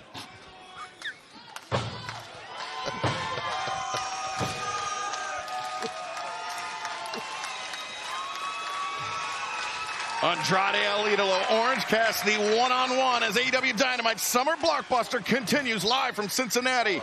Andrade has had the upper hand on Orange Cassidy for the last few moments. Cassidy's been trying to fight his way back in, but keeps getting shut down by El Idolo. That's the one thing that just blows my mind about all this. Andrade does not need you to gouge an opponent's eyes. He's good enough to do it on his own. He's good enough to gouge the eyes himself? Is that what you're saying? Yes, he is. Well, maybe he will. As Orange Cassidy and now Andrade both men jockeying for position. Andrade, the head bounced off the top of the turnbuckle pad. Cassidy takes a moment to collect himself and makes the climb to the top rope. He can fly. Cassidy can fly. Oh! Comes off the big elbow to the standing opponent. Cassidy on the move. DDT. No. Instead, Andrade. Here we go. The powerful base. Swivels the hips, turns the corner. The second. And now, Andrade, the trifecta, perhaps. Gonna go for that third. Oh, a counter right there. Great counter. Wow. Great stun dog millionaire. Yeah. And we've seen it so many times, Taz, from Orange Cassidy. When you think you got him, you don't. Well, that's the thing. He's a veteran Orange Cassidy. He's slippery. He's crafty too, Callis. You know that. He is. And like him or not, Orange Cassidy's super crafty. He's an underrated ring general, Taz, in my opinion. I agree with you. I totally agree with you. And no one's wrestled more matches in AEW than Orange Cassidy through his career. Diving, looking for the DDT on the floor, but Andrade intercepted. And now Andrade completes the three amigos on the floor. And Don, understand this is a big week, not just for Andrade El Idolo, but the family as a whole. Lance Archer and Brian Cage featured in Steven Spielberg's latest film, Disclosure Day, in theaters this Friday. Oh, that's going to be fantastic. The Don Callis family branching out into Hollywood. Oh, look, I'm going to get another $40 for this selfie here. Andrade. She looks like she may faint. I think she's got the vapors from being near Andrade. What do you think? You collect money on Andrade's selfies? Of course. There's a photo op. No one rides for free. Orange Cassidy! Yeah, the back of Andrade's head hit the safety rail at the top of the barricade.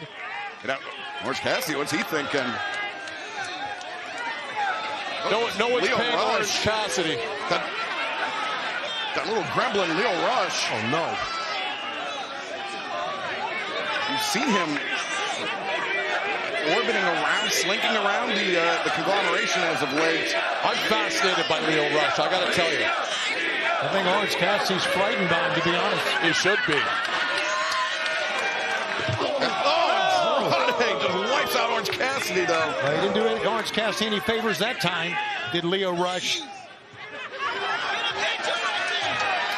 Lio asking Andrade for a selfie now. I would not get anywhere near that maniac. How you know? How you know? Says I know because it's on the phone. How are you know? It's mine. How you know?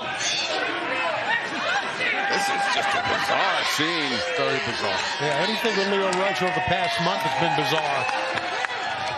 Uh-oh. Cassidy comes around. DDT just spiked Andrade on the floor. I think Orange Cassidy was in league with Lio Rush there to get the advantage, guys. I don't like it. Now Orange Cassidy, though, regaining the advantage, returning Andrade El Idolo to the ring. Cassidy now looking to make the climb. Trying to clear the cobwebs, though, Tony. Yeah, he did. Huh. Oh, wow. I'm telling you, Andrade is such a remarkable athlete. So much reserve and so much confidence in himself. He might be the greatest athlete in the history of the Don Callis family. Might be. And you may What be about Kevin right. Knight? What about Kazuchika Okada? What about Kyle Fletcher? He's much better than Kenny Omega ever was, I'll tell you that. Oh, we're going to go drag that one out again, huh? Andrade, he's in the corner. High velocity cover, made leg hook. Oh, Orange Cassidy, though. Bryce Remsburg got a position there, guys. I would say Andrade is such a great athlete that he doesn't need to be in the Don Callis family to be successful. You're right. He doesn't need it. He wants it. And he wants it because I produce results. But he also wants the EW World Championship, Don, something which has been denied. The only reason Kenny Omega was ever world champion here was because of me. He didn't do it on his own. A reversal by Orange Cassidy. Oh! 2 and no. Andrade breaks free. Cassidy ducks underneath, back elbow. Catching Cassidy flush on the jaw. Orange Cassidy, the right hand. Caught Andrade charging in. That was great timing, Taz, wasn't it, man? Yeah, it was a hell of a shot. Yep. Now you got to figure whichever one of these men could get to their feet first could possibly have some momentum and an advantage, but they are both worn out. This has been a battle.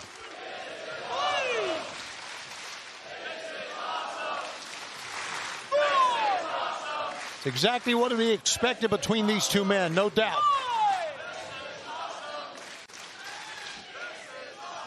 Bryce Remsburg giving the 10 count to both athletes. You see the physicality, the toll of the physicality evident on both Andrade and Orange. Cassidy, though, yes, this is part of his strategy. It is. He plays a game with you, does Orange Cassidy. I'm not sure if Andrade realizes this. Don, did you guys discuss this? Of course, and we said when he starts this, just keep hitting him and hit him harder. Someone wants to give you a free shot, you take it, Taz. I agree. It's disrespectful, in my view, what Orange Cassidy does sometimes. And nobody likes it. Well, and he's doing exactly what you said, Don. Just hit him harder. Cassidy, though, the timing of Orange Cassidy once again coming into play. The thrust kick dropped Andrade down to his knees. Now Cassidy on the move. Andrade, though. And Orange, both men jockeying for position in the ropes. Andrade, right on the ramp. Andrade sent out onto the ramp. Orange Cassidy, what is he thinking? I don't know. Maybe a little indecision that time. I don't know. Might not have had his footing. Those ropes are slippery. There's been matches. Yeah, the sweat on those ropes. Super slippery. That's a great call. Ropes is Orange Cassidy. Diving DDT from the ropes onto the ramp. Andrade Andrade planted once again. Why is Remsburg allowing that? Great question, Don. Why don't you go ask him? As Orange Cassidy to the top. Another DDT caught him flush. No, Andrade able to kick out. That was an ugly landing on that DDT right there. Yeah, you're right, Taz. I thought that was over after that one. And Orange Cassidy. Here we go. Typically the prelude to that orange punch. He has won so many matches. 103 to be exact. 209 total career wins in AEW for Orange Cassidy. Could be on the verge of his 210th. Oh, but Andrade Dia de los Muertos. Here we go, And he falls in. Oh, the DM. That could be it. 1, 2, 3. The winner of this match, Andrade El Idolo. Es muy bueno, Excalibur. That's all I can tell you. It was very, very good, Don and Taz. That's what makes Andrade so dangerous.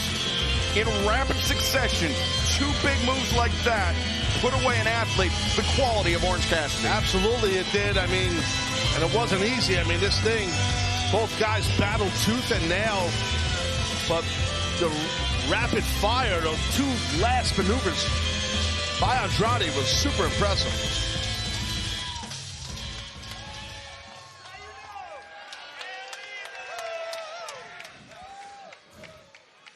Ohio, I have one question.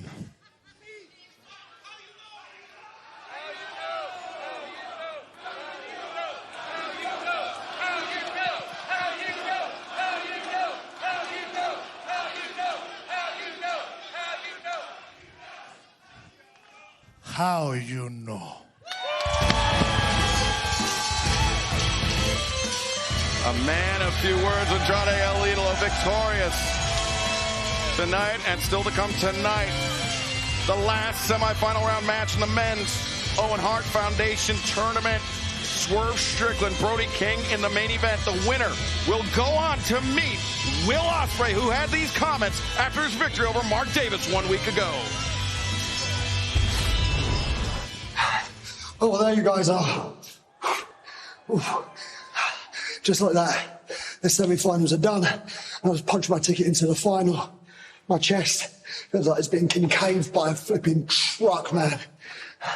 Davis has got so much stronger since I last wrestled him. But nothing was stopping me from going to Wembley Stadium. Nothing is stopping me from going to the main event of All In, becoming the AEW World Champion. I can't even believe I'm saying this. But I do owe something to the Death Riders, eh? Oh.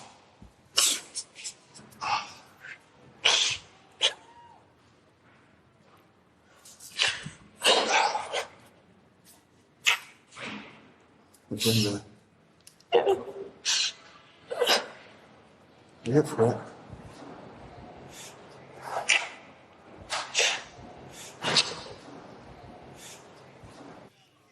A tough loss 1 week ago for Alex Windsor, who fell to Mercedes Moné.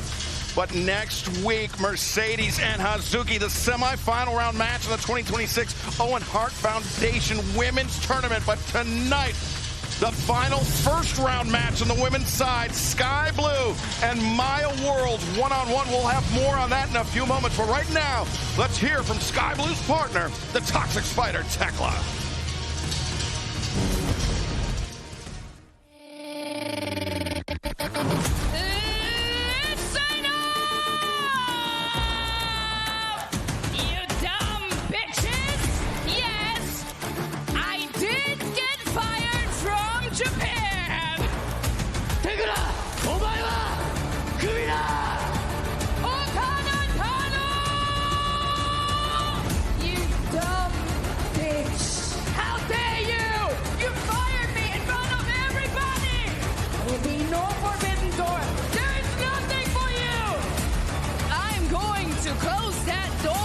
Damn good, baby!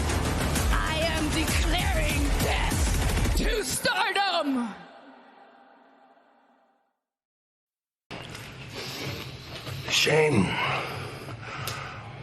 you could have walked away tonight with your pride.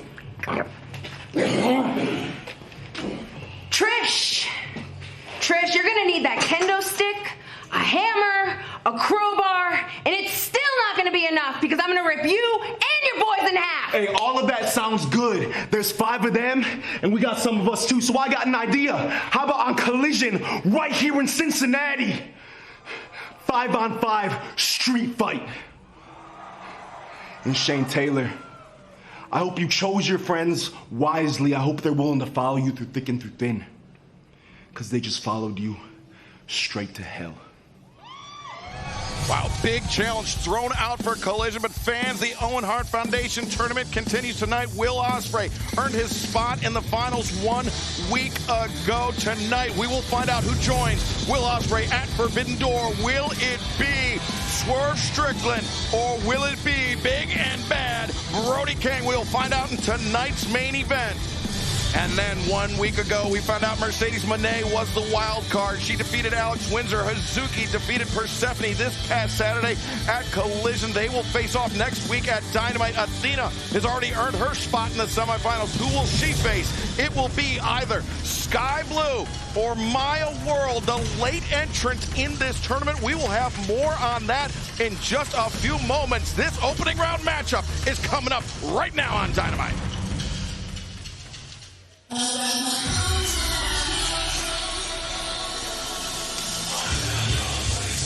This is a quarterfinal match of the Owen Hart Foundation Women's Tournament set for 1 fall.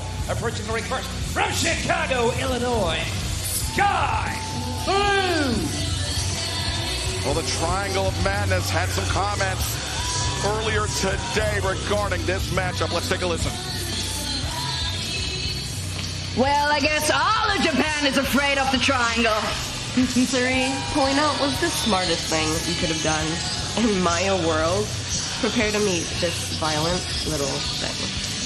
Sky, you definitely don't need our help, but I'll make sure to say a prayer for Maya. The triangle takeover has begun.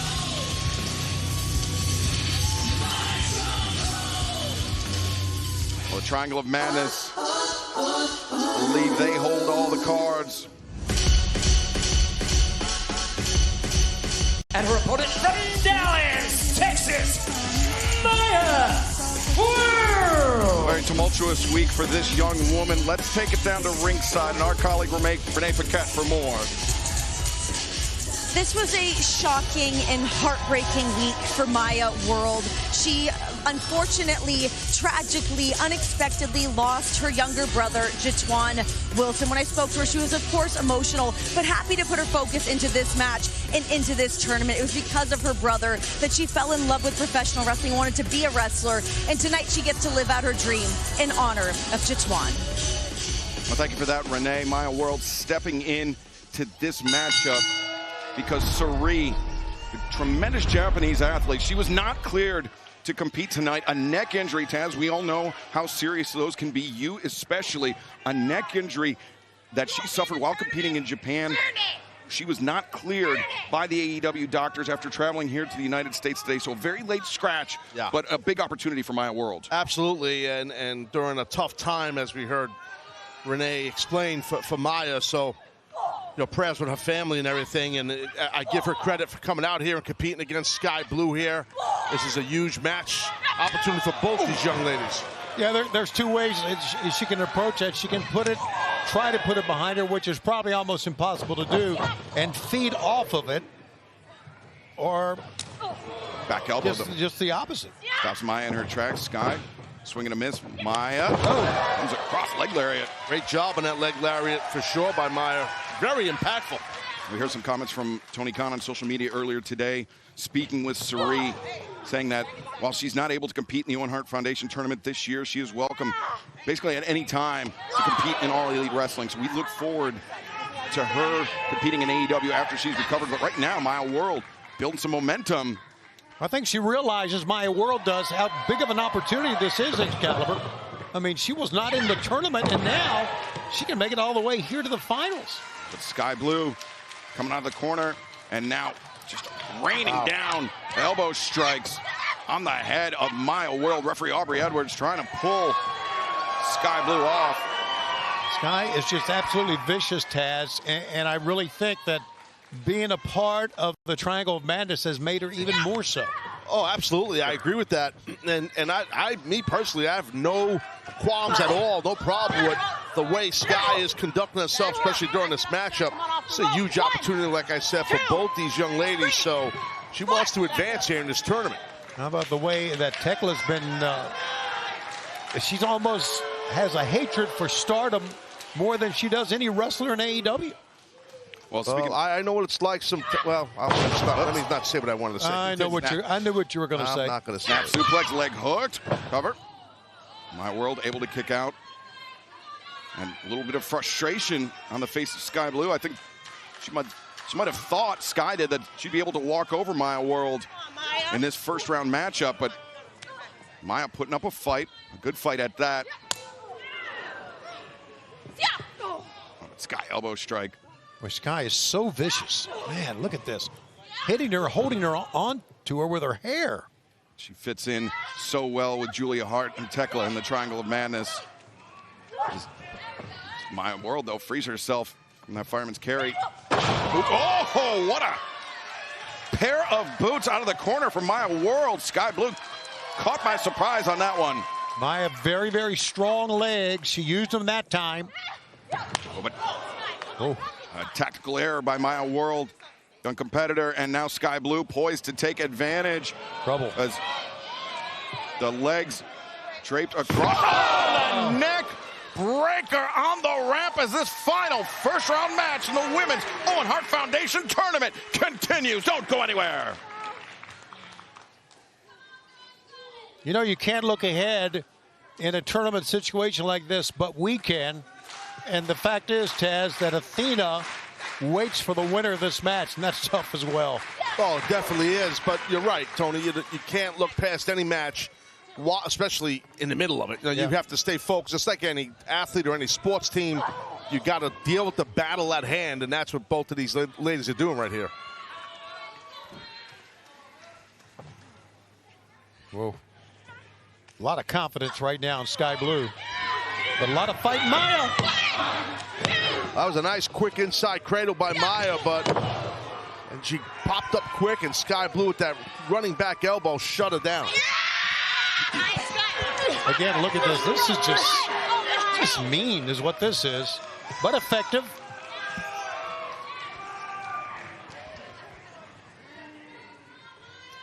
You know, Tony, the wrestling business is, I know you know this, you've been around for hundreds of years, but the business is not about making friends. You want to make money. You want to win matches, you know. I mean, sure. Most people that you meet in the wrestling business are fake and phonies. I mean, they're just all trying to get ahead. Sure. And you know that as you come up. That's just the way it goes. It's competitive. It's about money. It's about winning. It's about opportunities. You're saying Don Callis is the genuine article?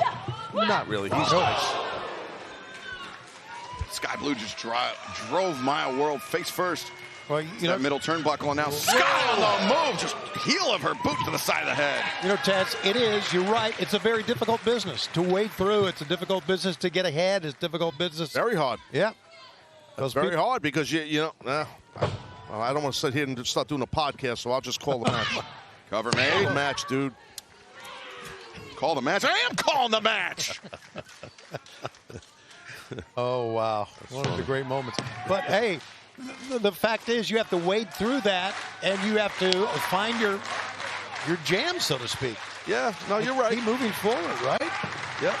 Oh, Sky, though, is not letting Maya World get back up to her feet, Taz. I think great strategy by Sky, just keeping her opponent down. She is. She's just keeping the offense focused right on Maya, so Sky Blue's doing an excellent job. A hammer throw into the corner. Sky Blue charges. Oh, elbow strike. Maya World nowhere to go as Sky. Full extension. Boot into the throat. Sky Blue decisive advantage. The final first round match in the 2026 Owen Hart Foundation Women's Tournament underway. Who will face Athena in the semifinals? Will it be the late replacement Maya World or It is looking increasingly likely that it will be this woman with the pinfall. Sky Blue, just a 2 count though. Taz, Sky Blue has been dishing it out to Maya World for the last few minutes. She has, and Sky Blue has been on point. She's focused, trying to advance in the tournament. You mentioned Sari, the standout Japanese athlete, was a late scratch from this tournament, was not medically cleared to compete, and therefore Maya World stepping into action late this afternoon and looking to make the most of this opportunity. Yeah, right on the midsection of that double stomp. Maya World trying to mount a comeback here, and looks like with that double stomp doing pretty good, because it looks like the Sky's in trouble. And now the waist lock. Standing switch though, Sky Blue looking for a suplex of her own. Maya. Oh, it's Sky ready for it. Back elbow strike. Boot caught Sky. Whoa. Rising knee strike caught Maya on the head, in the face, on the head, and way down. German suplex. Beautiful bridge. And Taz, we've said it time and time again, that is a case where Maya World, her hips naturally beneath Sky Blue's allowed her to land that beautiful German. Absolutely, it was the right move to do.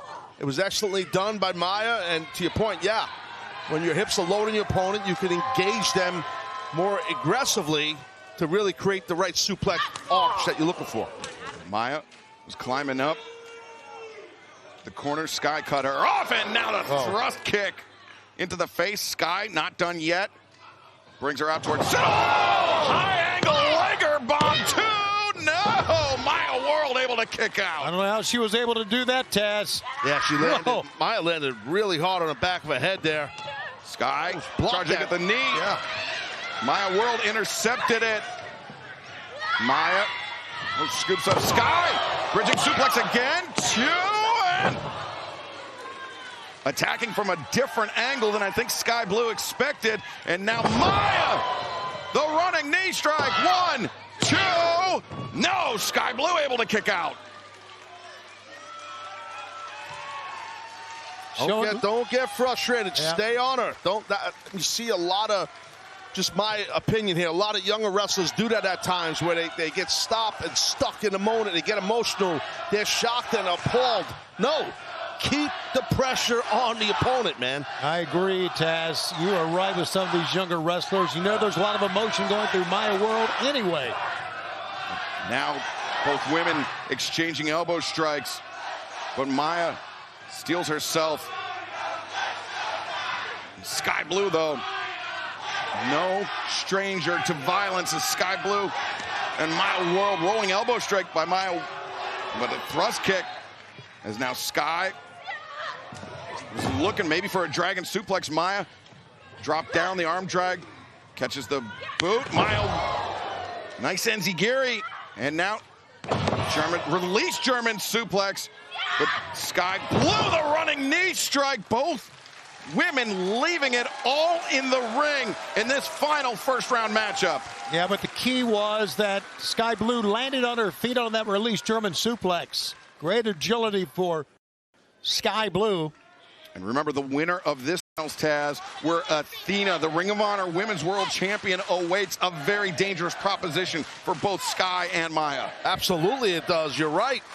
Definitely right. But as Shivani and I were saying earlier, you know this, Excalibur, you're not thinking about that, right? You're in the middle of this fight. If you're Maya or Sky, you're not worried about anybody else except this match. Maya slips behind, rolls up Sky Blue. Sky, though, quick kick out. Maya, nice pinning predicament. Sky able to kick out again.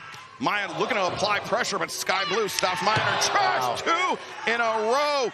And now Sky Blue hoists up Maya World. Drives it down. The cutter, the cover.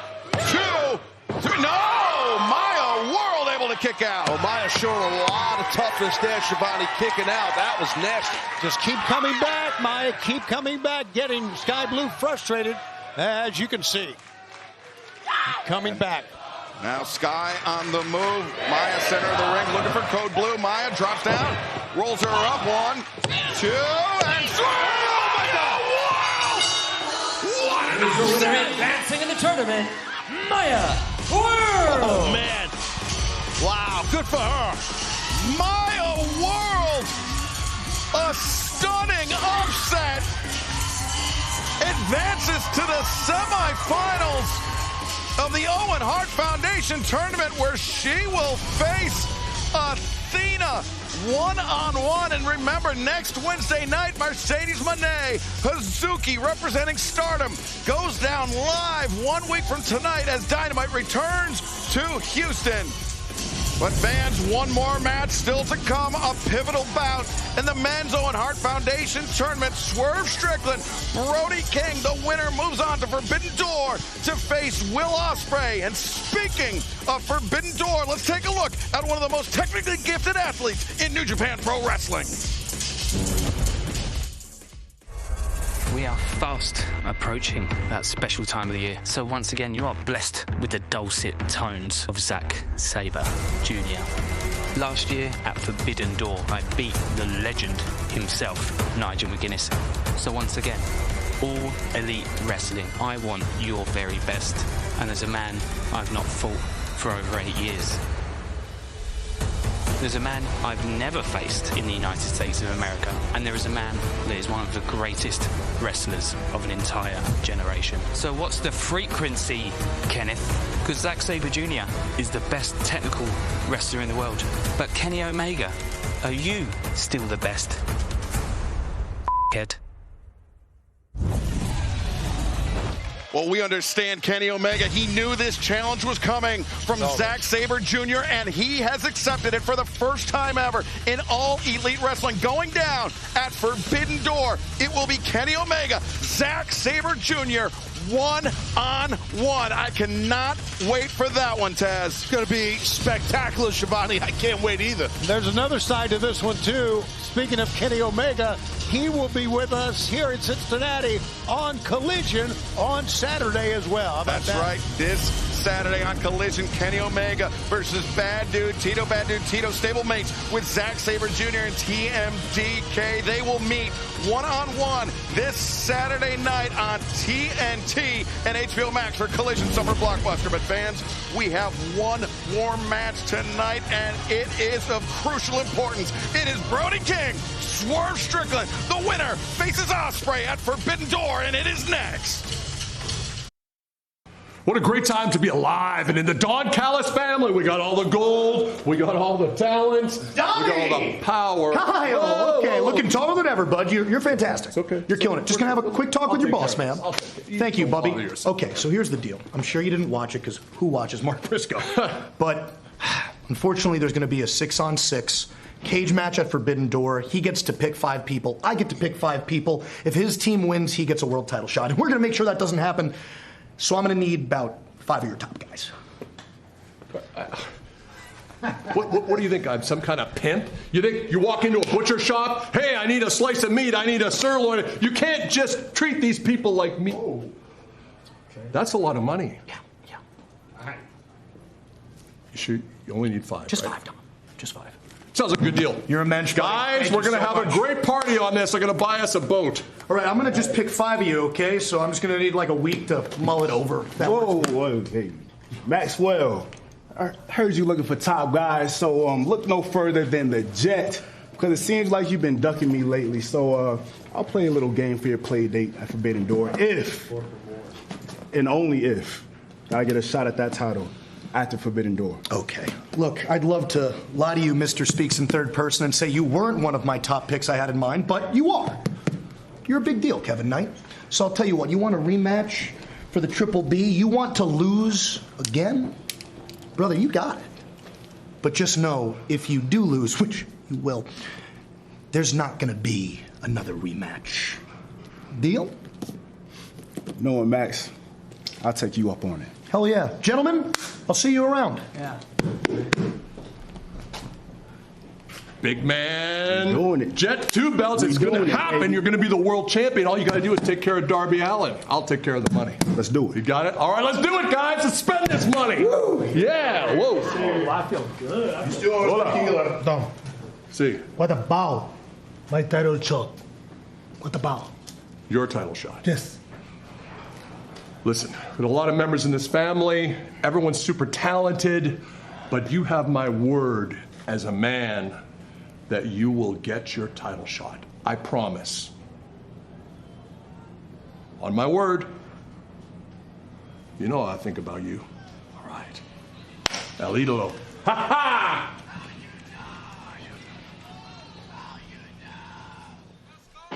He is lying to Andrade.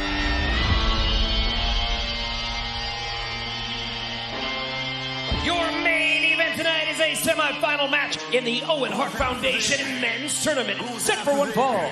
Being accompanied by Prince Nana from Tacoma, Washington, weighing 240 pounds.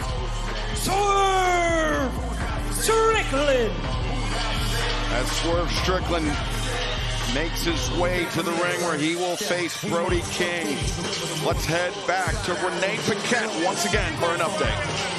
The winner of this match is headed to Forbidden Door, to the finals of the Owen Hart Foundation tournament, and to a refocused and emotional Will Ospreay. We know the lengths that Swerve Strickland goes to get what he wants, but we're looking back at this match from Revolution. If that's any indication, this is about to be rough. Brody King looking to get one back, and Swerve told me to expect these rules to maybe be stretched, possibly broken tonight.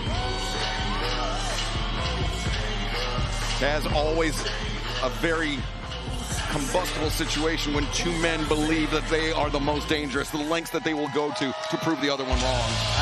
Absolutely. That's what makes it fun, right? You know that. And his opponent from Van Nuys, California, weighing 285 pounds, Brody King. Fans, you are watching All Elite Wrestling on TBS, brought to you by Progressive Insurance, offering 24/7 protection when you bundle home, auto, and motorcycle. Learn more at progressive.com. A chance to go on to vie for the World Championship at the biggest stage at Wembley at All In. Everybody's vying for it. Yeah, but in order to do so, both of these men will have to win 2 more matches. First tonight, and then against Will Ospreay at Forbidden Door on June 28th. And speaking of Forbidden Door, it is official. A big triple main event, including the steel cage match. Mark Briscoe and MJF will captain their teams with 5 other men, a 12-man steel cage match, plus the Women's Owen Hart Foundation Tournament Finals, the Men's Owen Hart Foundation Tournament Finals, a triple main event going down in San Jose on June 28th. You know, I knew that MJF did not have 5 friends. We all knew that. He had to come up with a big briefcase of money to get some partners. Everybody hates him. Look at this, Brody with the sleeper dragging Swerve over the ropes. Taz, this is, I mean, dangerous territory to say the least for Swerve Strickland. Yeah, and it was a really innovative way that Strickland broke that hold by dipping down, ducking through the second and top rope, so King's face hit the top rope. Oh, man, speaking of faces hitting. Yeah, Swerve's face just went head first into the turnbuckle. And remember, Will Ospreay, he's already qualified. Oh my God. To the finals of the Owen Hart Foundation Men's Tournament. Will it be Swerve Strickland or Brody King joining him at Forbidden Door on Sunday, June 28th? And remember, the winners of both the men's and women's tournament will challenge for the AEW Men's World Championship, the AEW Women's World Championship at All in London, coming up on 30th August of 2026 at Wembley Stadium. As we make our return, you can scan the QR code at the bottom of your screen or visit AEWTIX.com for your chance to join us as we make history once again at Wembley. And let's not forget that Will Ospreay, as you mentioned, waits in the wings for the winner of this match. Wait a second, Nana put his body in the way of his doing. Oh, but Swerve dropped toe hold. Well, it worked for Nana. Nana, meanwhile, while all this is going on, he's pleading some sort of case to referee Aubrey Edwards, disrupting her count on the outside. As I was talking about on the other end, Will Ospreay, a different Will Ospreay, a more vicious Will Ospreay, now being schooled here by John Moxley. Oh my God! Stop in the chair! This battle continues live! Don't go anywhere!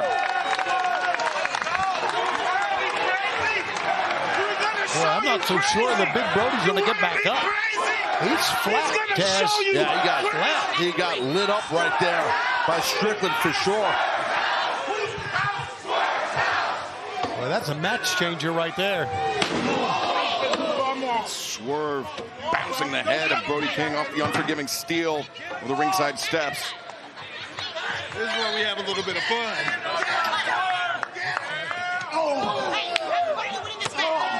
Kicks. Oh, toe kicks to the chest, Taz. Yeah, you don't see that much. There's a reason for that, but it's when you have a lot of disdain for a guy, you'll see stuff like that, or Strickland just saw an opening to do that. These are two men that know each other extremely well. 4 career one-on-one battles. Swerve Strickland has taken the victory in all of them, including their most recent one at Revolution earlier this year in Los Angeles. Swerve trying to break down the vertical base of the taller opponent. Does so. Has Brody down on a knee. And now stop across the broad back of Brody King. Swerve bigger and stronger than ever, but he's not changed the way he approaches the match. Yeah, Taz, that's a really tough thing to do, is to put on that muscle mass, put on that size, but maintain the explosivity and speed. Absolutely, it's tough, but that comes within the work. When you're trying to put the size on, you keep on working your first step explosion, your footwork, and your speed. Oh. Wow, he better watch himself. Swerve backing out referee Aubrey Edwards. And he's given a chance, as you can see, for Brody to pull himself up here. Oh, Brody, though. Bad mistake. Big chop takes Swerve off his feet. Second one back, Swerve into the ropes. No. Brody just hammering Swerve. Boy, there's no finesse about Brody, is it? You know what you're going to get. Just now builds up. A senton. 280 plus pounds crashing down onto Swerve Strickland.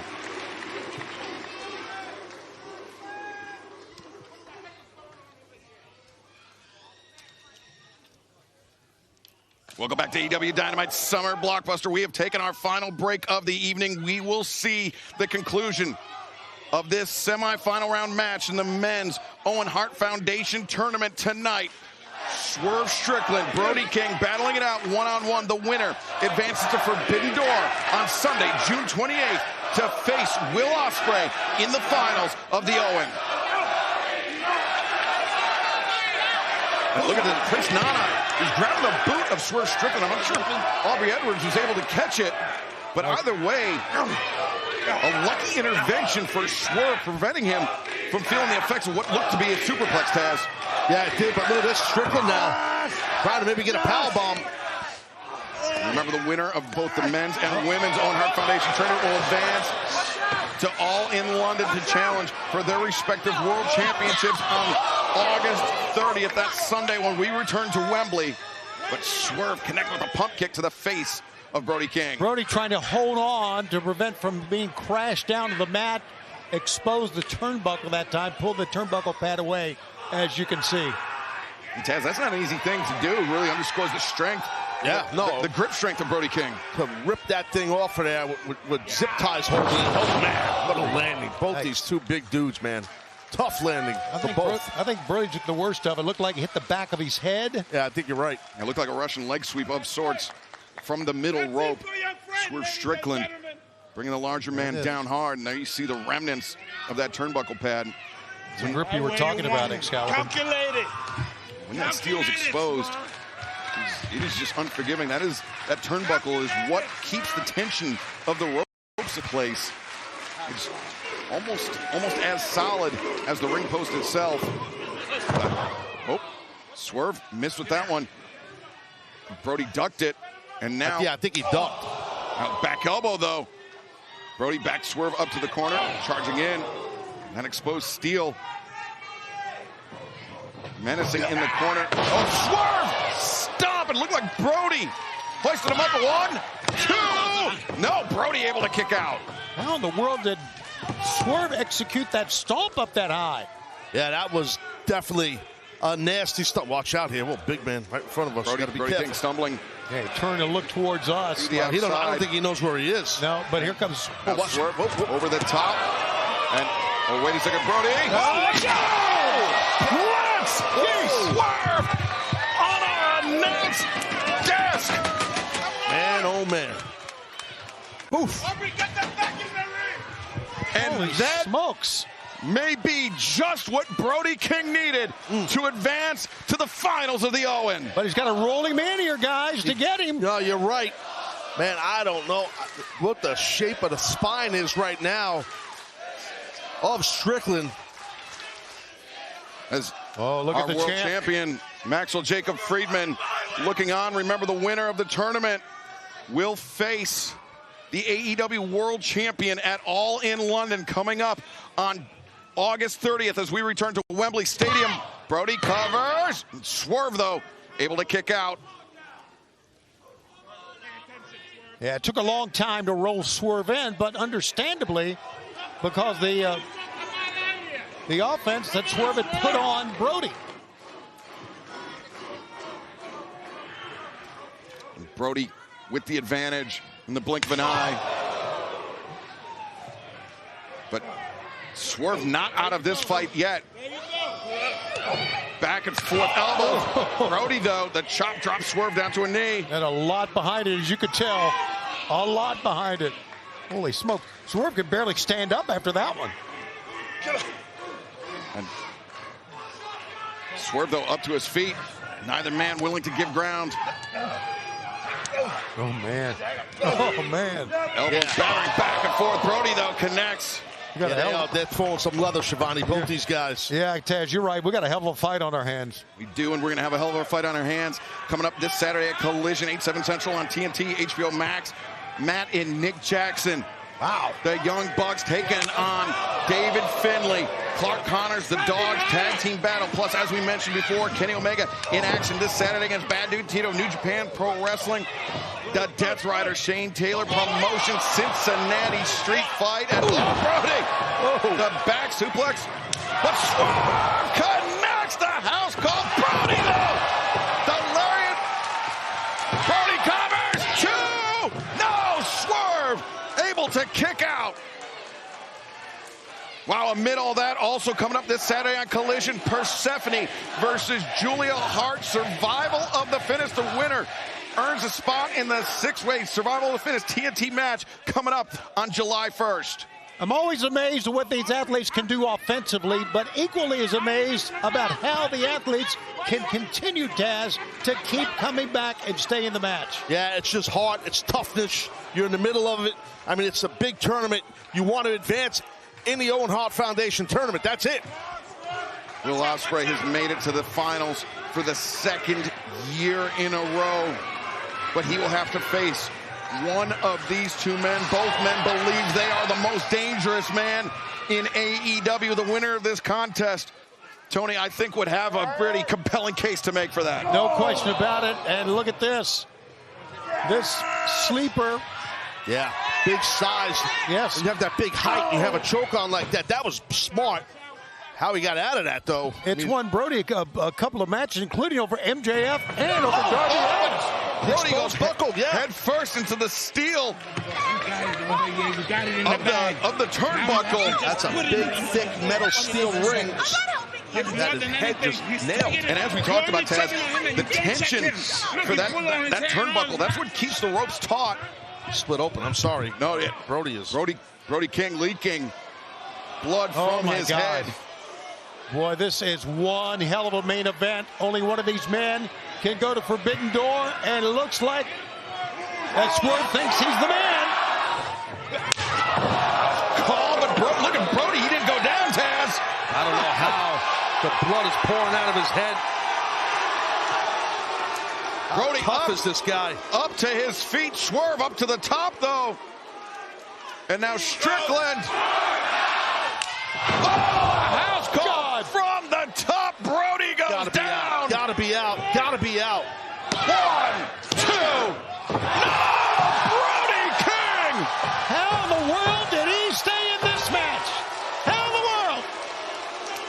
Triple tough.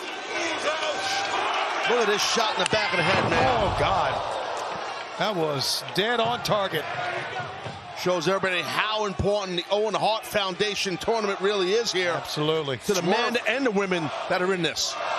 Swerve may have already been thinking that he was going to face Will Ospreay in San Jose at Forbidden Door. Brody has other ideas. Oh, wait a second. We've seen Swerve use this vertebreaker before. Brody King has felt that, and he was able to counter out of it. Now hoists up Swerve Strickland.